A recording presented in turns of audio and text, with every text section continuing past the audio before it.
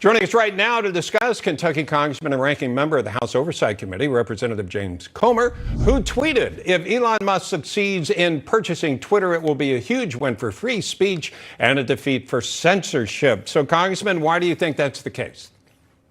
Well, Elon Musk will be a breath of fresh air. Twitter used to be a marketplace of free ideas, but now it's become a company defined by woke censorship. And Elon Musk can change that.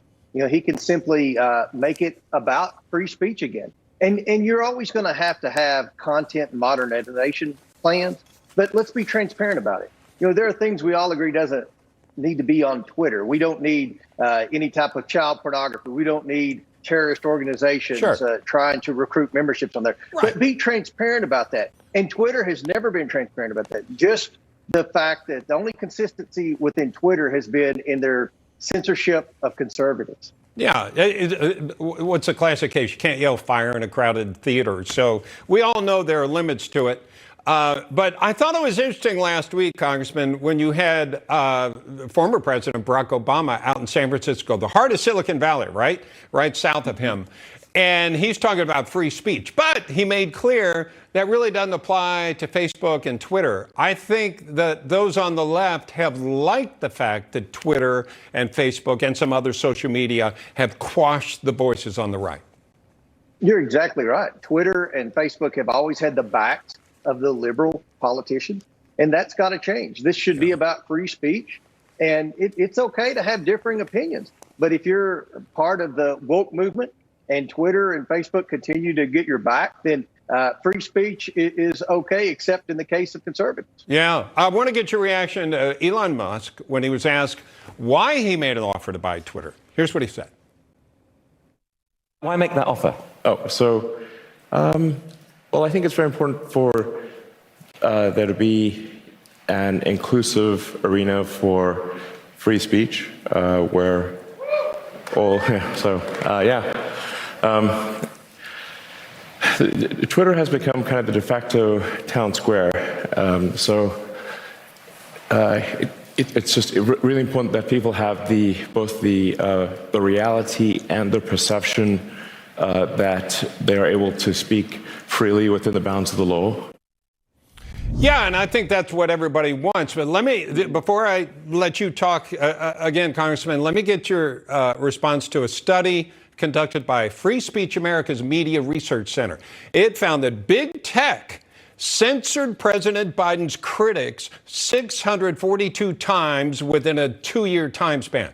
The censored cases, including deleted social media accounts or posts and those given warning labels that stop people from sharing or commenting, were counted between March of 2020 and March of 2022. Your thoughts?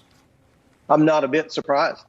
I think we've seen that over the last few years, especially during the height of the last election. We don't want to see that going into this next election this fall. So Elon Musk is a breath of fresh air. And you look at just the members of my committee, the House Oversight Committee, the number of times that conservatives have been censored by Twitter and Facebook on my committee versus the liberals on the committee, the Cori Bushes, the Ocasio-Cortezes, the Rashad Tlaibs. They put outrageous things on Twitter that offend conservatives, but they're never censored. So we just need a transparent social media industry. And I think what Elon Musk is doing and taking it over, I think this is a better solution to the problem than having Congress over-legislate and over-regulate. Now, Elon Musk, we all know, is a piece of work.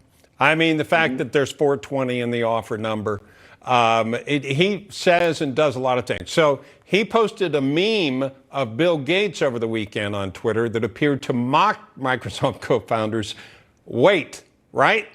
So the tweet followed leaked text also, which annoyed Musk, you can tell, that Musk turned down a philanthropic opportunity after discovering that Bill Gates had shorted Tesla's stock. So he was betting that the stock would go down, and that kind of offended Musk. And that the only question people might have is this the kind of CEO that might be too disruptive? And I guess what you do is you say, well, seems like what he's involved in is done pretty well. You can't bet against Elon Musk. Everything he touches turns to gold. Not only is he brilliant, but he's a good business person. Yeah. And that's what these social media companies need are good business people leading the companies. And what a lot of these woke companies are forgetting about, whether it's Disney or Twitter, is that shareholders actually want to make a profit.